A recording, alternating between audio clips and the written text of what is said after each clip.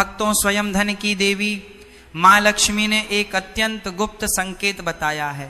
कहा जाता है कि 14 जनवरी 2026 मकर संक्रांति के पवित्र दिन जिस घर में 3 विशेष चीजें बनाई और खाई जाती हैं, उस घर में पूरे वर्ष धन का प्रवाह बना रहता है।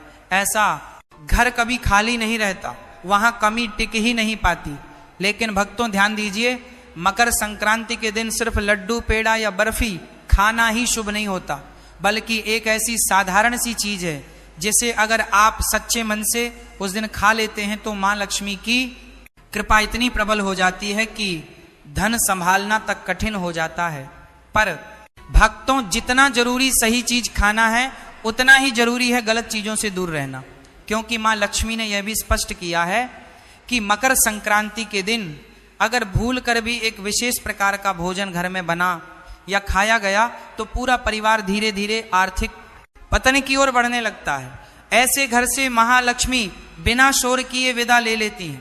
भक्तों, यही नहीं, मकर संक्रांति के दिन भगवान सूर्यदेव की कृपा प्राप्त करने के लिए क्या खाना चाहिए, क्या नहीं खाना चाहिए और कौन से काम बिल्कुल नहीं करने चाहिए, ये सब जानना अत्यंत आवश्यक है, क्योंकि साल की यह संक्रांति पूरे वर्ष की दिशा तय करती है।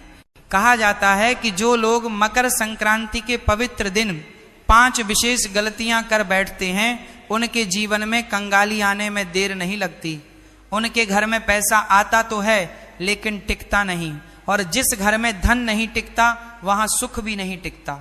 भक्तों, यह वीडियो सिर्फ जानकारी नहीं है, यह एक चेतावनी है, क्योंकि मकर संक्रांति की शुरुआत में की गई छोटी सी भूल पूरे साल भारी पड़ सकती है। और जो लोग इस तरह की बातें आधी अधूरी सुनते हैं, वे अक्सर जीवन में भी अधूरी ही सफलता पाते हैं।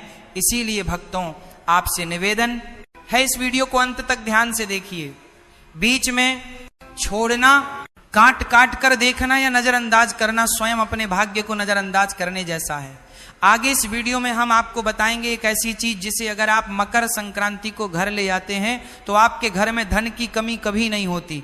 3 ऐसे कार्य जिनसे मां लक्ष्मी तुरंत प्रसन्न होती हैं, और वह चीजें जिन्हें मकर संक्रांति से पहले घर से निकाल फेंकना अत्यंत आवश्यक है। भक्तों, मकर संक्रांति का दिन बहुत ही पवित्र और शक्तिशाली होता है। इस दिन किया गया हर कार्य कई गुना फल देता है, इसलिए कोई भी गलती चाहे अनजाने में ही क्यों ना हो, आपके जीवन पर भारी प्रभाव डाल सकती है। इसीलिए आगे की सारी बातें हम आपको क्रम क्रम से पूरी स्पष्टता के साथ बताएंगे। भक्तों, अब हम आपको बताते हैं उन विशेष चीजों के बारे में जिन्हें अगर आप 14 जनवरी मकर संक्रांति के दिन अपने घर में ले आते हैं तो धन की दिशा स्वयं आपके घर की ओर मुड़ जाती है। कहा जाता है कि इन वस्तुओं का संबंध सीधे मां लक्ष्मी की स्थायी कृपा से होता है। सबसे पहली चीज है धातु का कछुआ। भक्तों, शास्त्रों में कछुए को स्थिरता और धैर्य का प्रतीक माना गया है। जिस घर में धातु का कछुआ स्थापित होता है वहां धन आता तो है, लेकिन उससे भी बड़ी बात यह है कि धन टिकता है। ऐसे घर में अचानक खर्चे नहीं बढ़ते और पैसों की तंगी बार बार नहीं आती। अगर आप इसे अपने घर की तिजोरी, पूजा स्थल या कार्यस्थल पर रखते हैं तो तरक्की के रास्ते धीरे धीरे खुलने लगते हैं। दूसरी अत्यंत शुभ वस्तु है तुलसी का पौधा।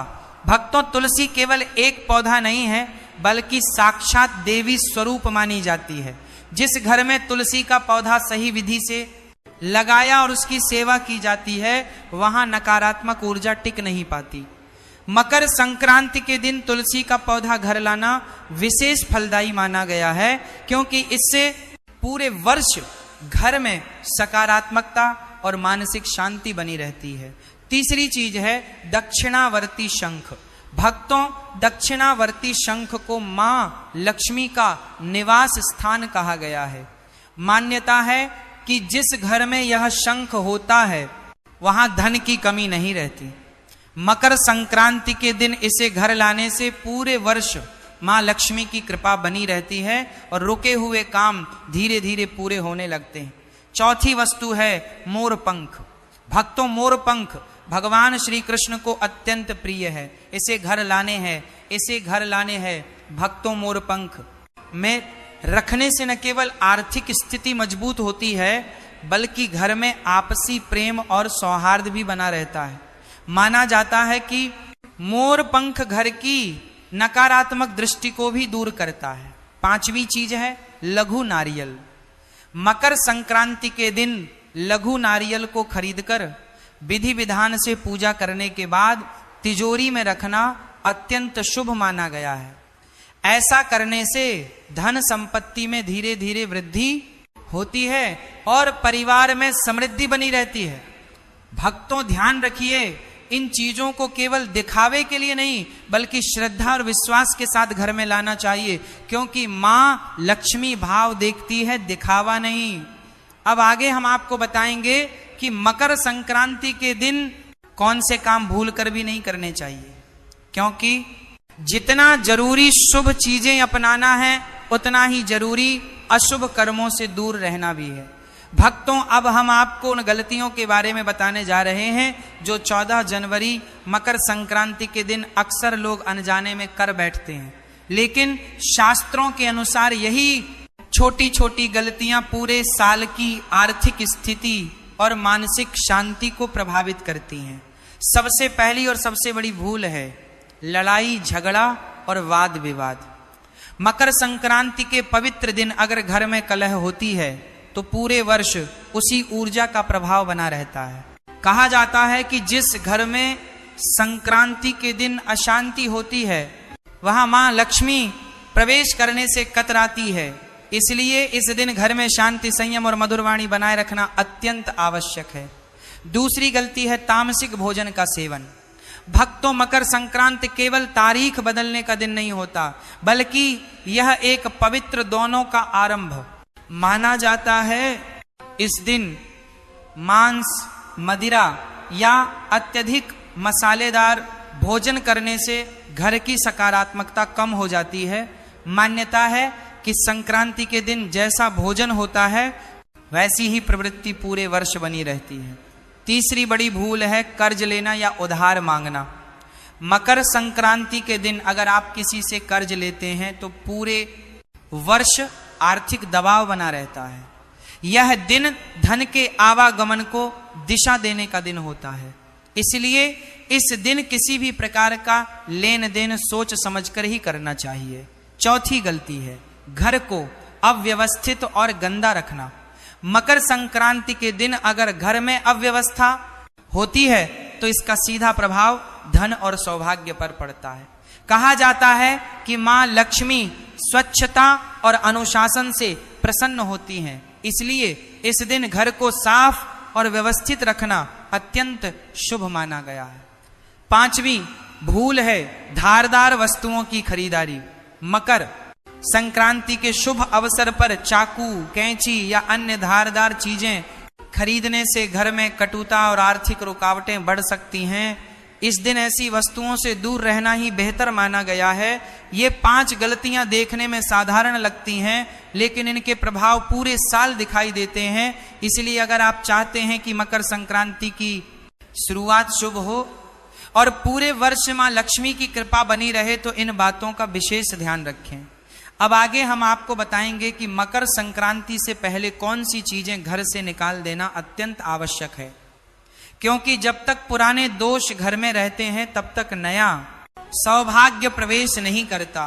भक्तों, अब हम उन वस्तुओं के बारे में बात करने जा रहे हैं जो देखने में साधारण लगती हैं, लेकिन वास्तु शास्त्र के अनुसार घर में रुकावट, दुर्भाग्य और आर्थिक हानि को आमंत्रित करती है। मकर संक्रांति से पहले इन चीजों को घर से निकाल देना अत्यंत आवश्यक माना गया है, ताकि मां लक्ष्मी के आगमन का मार्ग साफ हो सके। सबसे पहली चीज है टूटा हुआ शीशा या दर्पण। भक्तों, दर्पण केवल प्रतिबिंब नहीं दिखाता, बल्कि ऊर्जा को भी प्रतिबिंबित करता है। टूटा हुआ शीशा नकारात्मक ऊर्जा को कई गुना बढ़ा देता है। माना जाता है कि जो व्यक्ति सुबह उठते ही टूटे शीशे में अपना चेहरा देखता है, उसका पूरा दिन बाधाओं से भरा रहता है। इसलिए मकर संक्रांति से पहले किसी भी टूटे दर्पण को तुरंत घर से हटा देना चाहिए। दूसरी चीज है मुरझाए या सूखे फूल। वास्तु के अनुसार सूखे फूल जीवन में निराशा और ठहराव का संकेत होते हैं। कई लोग सजावट के बाद फूलों को हटाना भूल जाते हैं, जिससे घर में नकारात्मकता बढ़ने लगती है। मकर संक्रांति से पहले ऐसे सभी मुरझाए फूलों को बाहर निकालकर ताजे और सुगंधित फूलों से स्थान भरना चाहिए। तीसरी चीज है, महाभारत या युद्ध से संबंधित चित्र और पेंटिंग शास्त्रों में स्पष्ट कहा गया है कि घर में युद्ध, संघर्ष या रक्तपात से जुड़ी तस्वीरें नहीं लगानी चाहिए। महाभारत भले ही एक महान ग्रंथ है, लेकिन उसकी युद्ध से जुड़ी छवियां घर में तनाव और क्लेश को जन्म देती हैं। यदि आपके घर में ऐसी कोई तस्वीर है तो मकर संक्रांति से पहले उसे हटा देना ही उचित है। चौथी वस्तु है खंडित मूर्तियां या फटी हुई देवी देवताओं की तस्वीरें। वास्तु शास्त्र के अनुसार ऐसी वस्तुएं रखना अशुभ माना गया है। इससे घर में आर्थिक नुकसान और मानसिक अशांति बढ़ती है। ध्यान रहे, इन्हें कभी फेंकना या जलाना नहीं चाहिए। इन्हें किसी पवित्र नदी में विधि पूर्वक प्रवाहित कर देना ही सही उपाय माना गया है। पांचवी चीज है, छत या कोनों में रखा बेकार और टूटा फूटा सामान। भक्तों घर की छत को बोझिल रखना आर्थिक रुकावटों को आमंत्रित करता है। कई बार सफाई के बाद निकला कचरा छत पर जमा कर दिया जाता है, जो धीरे धीरे नकारात्मक ऊर्जा का स्रोत बन जाता है। मकर संक्रांति से पहले छत और कोनों को पूरी तरह खाली और स्वच्छ कर देना चाहिए। जब घर से पुराने और अशुभ तत्व निकलते हैं तभी नया सौभाग्य प्रवेश करता है। इसलिए इन बातों को हल्के में ना लें। अब आगे हम आपको बताएंगे कुछ और ऐसी चीजें जिनकी अनदेखी आपके अच्छे समय को कठिनाइयों में बदल सकती है। भक्तों, अब हम उन चीजों के बारे में बताएंगे जिन्हें लोग अक्सर छोटी बात समझकर नजरअंदाज कर देते हैं, लेकिन वास्तु शास्त्र के अनुसार यही चीजें धीरे धीरे घर की सकारात्मक ऊर्जा को कमजोर कर देती हैं और आर्थिक तरक्की में रुकावट बनने लगती हैं। छठी चीज है मकड़ी के जाले और जमा हुई गंदगी। कहा जाता है कि जहां मकड़ी के जाले होते हैं वहां सौभाग्य फंस जाता है। जिस घर में लंबे समय तक सफाई नहीं होती वहां लक्ष्मी माता का वास स्थायी नहीं रह पाता। जैसे दीपावली पर घर की विशेष सफाई की जाती है, वैसे ही मकर संक्रांति से पहले भी घर के हर कोने को साफ करना अत्यंत आवश्यक है। सातवीं चीज है खराब या बंद पड़े ताले। भक्तों, ताला केवल दरवाजा बंद करने का साधन नहीं है, बल्कि यह भाग्य के द्वार का प्रतीक भी माना जाता है। जो ताले जंग लगे हों, टूटे हों या इस्तेमाल में ना आ रहे हों, वे घर में रुकावट और दुर्भाग्य का संकेत बन जाते हैं। ऐसे ताले करियर में अड़चन और धन के रास्तों को बंद कर देते हैं। इसलिए मकर संक्रांति से पहले सभी खराब तालों को घर से निकाल देना चाहिए। आठवीं चीज है पुराने, फटे या उल्टे पड़े जूते चप्पल। वास्तु के अनुसार जूते चप्पल जीवन के संघर्ष से जुड़े होते हैं। घर में फटे जूते चप्पल रखने से संघर्ष और मेहनत बढ़ती जाती है, लेकिन परिणाम कम मिलते हैं। अगर कोई चप्पल उल्टी पड़ी हो तो उसे तुरंत सीधा कर देना चाहिए। मकर संक्रांति से पहले पुराने जूते चप्पल घर से बाहर निकाल देना शुभ माना गया है। नौवीं चीज है कपल्स के कमरे में हिंसक या जंगली जानवरों की तस्वीरें, जैसे सुअर, भालू, आक्रामक पक्षी या अन्य हिंसा दर्शाने वाली आकृतियां। वास्तु शास्त्र के अनुसार ऐसी तस्वीरें रिश्तों में तनाव और घर में अशांति बढ़ाती हैं। इससे आर्थिक स्थिरता भी प्रभावित होती है। इसलिए मकर संक्रांति से इससे पहले यह समझना भी आवश्यक है कि इसे मकर संक्रांति या उत्तरायण क्यों कहा जाता है और इस दिन की विशेष महिमा क्या है। हमारी सनातन परंपरा, वेद, पंचांग और ज्योतिष के अनुसार देवताओं के यहाँ समय का क्रम हमसे अलग होता है। वहाँ 6 महीने रात रहती है और 6 महीने दिन के समान रहते हैं। हमारे एक वर्ष में उनके एक दिन और एक रात पूरी होती है। सूर्य देव निरंतर गति करते हुए 12 राशियों से होकर गुजरते हैं। जब सूर्य दक्षिण दिशा की ओर झुकता है और दिन छोटे होने लगते हैं तो उसे दक्षिणायन कहा जाता है। यह स्थिति तब बनती है जब सूर्य कर्क राशि में प्रवेश करता है। इसके बाद जब सूर्य धनु राशि से आगे बढ़कर मकर राशि में प्रवेश करता है, तभी से उत्तरायण आरंभ होता है। मकर राशि में प्रवेश का यही क्षण मकर संक्रांति कहलाता है। यह प्रायः जनवरी में आता है, कभी 13, कभी 14 और कभी 15 जनवरी को। इस दिन से सूर्य उत्तरी दिशा की ओर गति करना शुरू करता है और धीरे धीरे दिन बड़े होते जाते हैं। इसीलिए इसे उत्तरायण कहा जाता है, क्योंकि सूर्य का रथ उत्तर दिशा की ओर मुड़ जाता है। इसी कारण इसे देवताओं की सुबह मानी गई है। जब देवताओं के यहाँ प्रभात का समय होता है और उसी समय मनुष्य जप तप दान और पूजा करता है, तो उसका फल अनेक गुना बढ़ जाता है।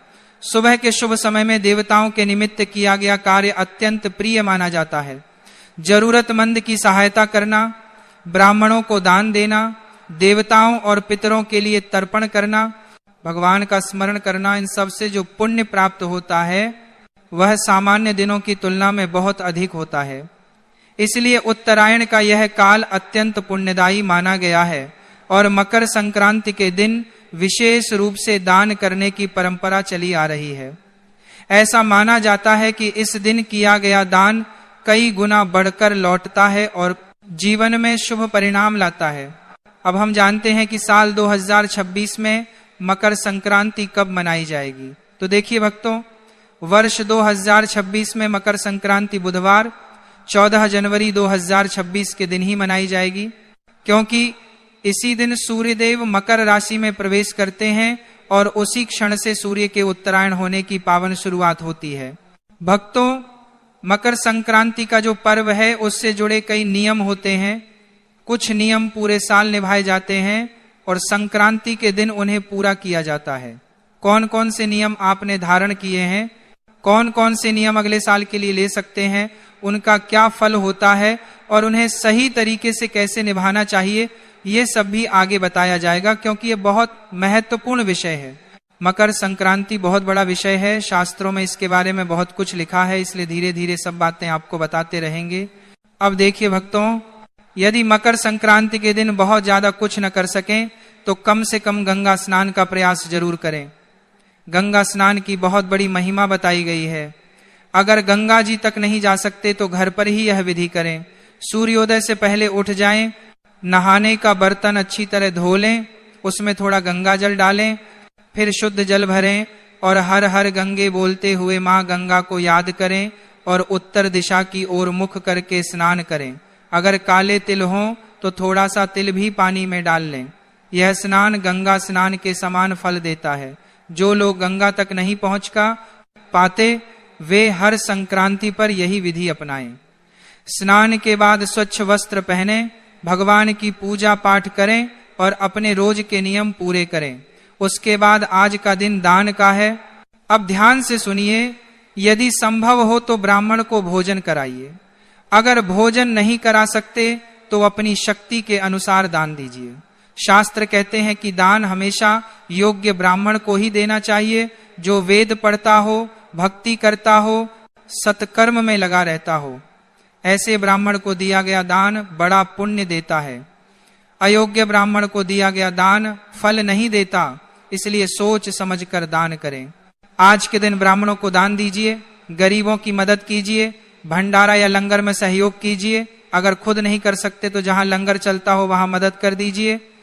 गरीब बच्चों को भोजन दीजिए, बिस्किट दे दीजिए, कपड़े, कंबल, शॉल, स्वेटर जो संभव हो वह दे दीजिए। जितना कर सकें उतना अवश्य दान कीजिए, क्योंकि आज किया गया दान कई गुना बढ़कर वापस मिलता है। अब देखिए भक्तों, जब आप दान और सत्कर्म करते हैं तो आपके पाप कम होते हैं और पुण्य बढ़ता है। जब पुण्य का पलड़ा भारी हो जाता है तो जीवन में बदलाव दिखाई देना शुरू हो जाता है।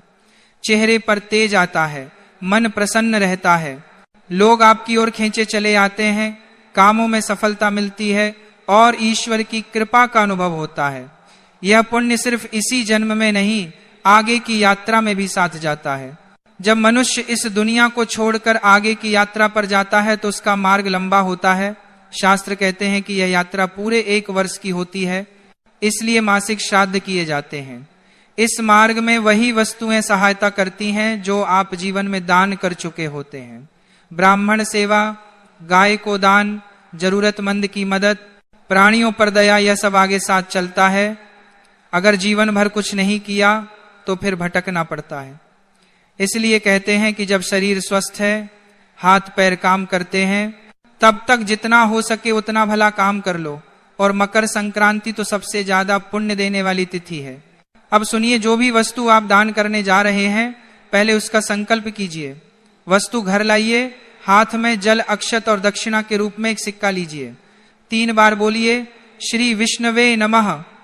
अपना नाम, अपना गोत्र, जहां बैठे हैं उस स्थान का नाम बोलिए और संकल्प कीजिए कि मकर संक्रांति के पवित्र अवसर पर आयु, आरोग्य और भगवान विष्णु की प्रसन्नता के लिए यह वस्तु दान कर रही हूं। फिर उस वस्तु के चारों ओर जल घुमाइए और भगवान के चरणों में समर्पित मानकर प्रार्थना कीजिए, हे प्रभु, यह दान मेरी श्रद्धा और सामर्थ्य के अनुसार अर्पित है, कृपा कर स्वीकार करें। इसके बाद वह दान जिसको देना हो उसे दे दीजिए। यदि धन का दान कर रहे हैं तो संकल्प में राशि और उद्देश्य भी बोल दीजिए। जो लोग स्वयं जाकर दान न कर सकें, वे श्रद्धा से दक्षिणा भेजकर भी भाग ले सकते हैं। यहाँ सबसे बड़ा महत्व भाव का है। आगे और बातें बाकी है, लेकिन उससे पहले एक छोटी सी कथा हम सुन लेते हैं, तभी आपको समझ में आएगा इस दिन किया गया दान सत्कर्म से हमें क्या प्राप्ति होती है। बहुत समय पहले एक छोटे से नगर में नंददास नाम के एक गृहस्थ रहते थे। आय अधिक नहीं थी, घर में साधारण व्यवस्था थी, लेकिन हृदय बहुत सीधा और भगवान में श्रद्धा से भरा हुआ था। मकर संक्रांति का पावन दिन आया। नगर के लोग दान पुण्य कर रहे थे। नंददास मन ही मन सोचने लगे कि मेरे पास तो अधिक धन नहीं है, मैं क्या दान दूं। फिर उनके मन में विचार आया कि दान का मूल्य सामान से नहीं, भावना से होता है। उन्होंने घर का सादा भोजन बनाया, थोड़ा गुड़ और तिल एकत्र किया, एक पुराना लेकिन साफ कंबल साथ लिया और समीप रहने वाले वेदपाठी सत्कर्मी ब्राह्मण के घर जा पहुंचे।